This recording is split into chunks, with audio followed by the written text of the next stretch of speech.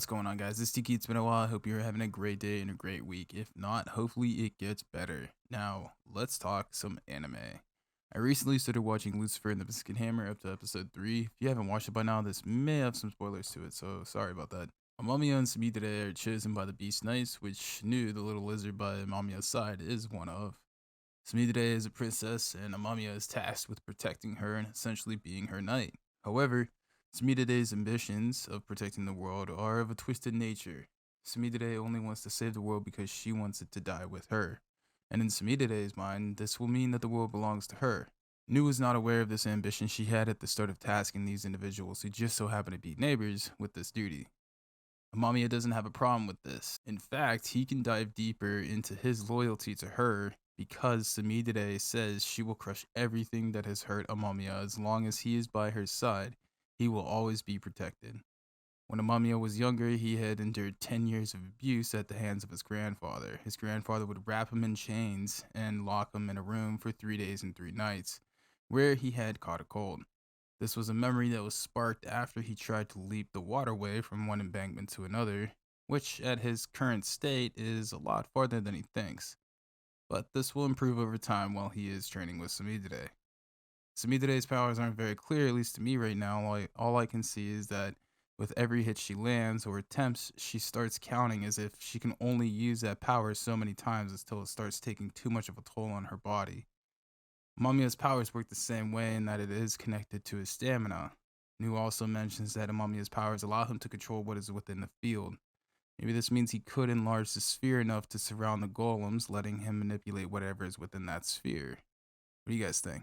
Amamiya has a decision to make when it comes to his grandfather right now, because he gets one wish from Nu for being a beast knight, and he could use this wish to wish his grandfather back to better health, but does he really want to save the man that would torture him for a decade as a young kid?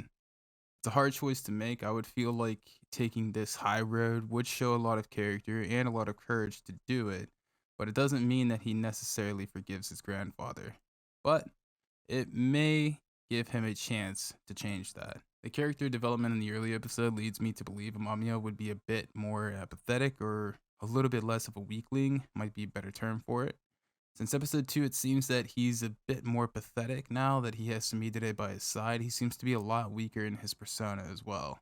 Let's hope that this style of writing doesn't continue. I know Amamiya needs a trajectory for his character development to gain some traction, but it seemed like episode 1 made his character very different than what we are currently seeing.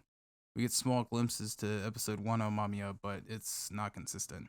The only thing that is really bothering me at this point is that Amamiya is in love with Sumidere just so quickly that it felt faster than normal. Not only that, but why does it have to be a lolly? We got introduced to Sumidere's sister, who is Amamiya's teacher at university, and Amamiya even said that she was really young and that she skipped college since she was so gifted.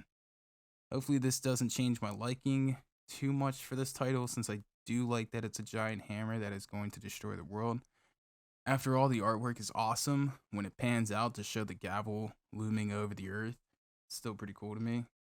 Not sure if this has something to do with Yuichiro Momos maybe getting some different direction from Mei Sawada and Shinji Yoshida and Kyoto Nagajima, who are the ones that are directing the episodes, to what we have now.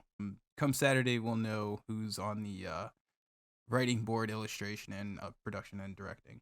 But right now, those are the ones that we currently have. So we shall see where this takes us come Saturday, and I'm looking forward to it, and I hope you are too.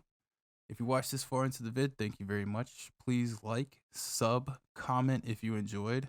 Most importantly, have a safe and happy day. And we'll talk anime in the next one. Later.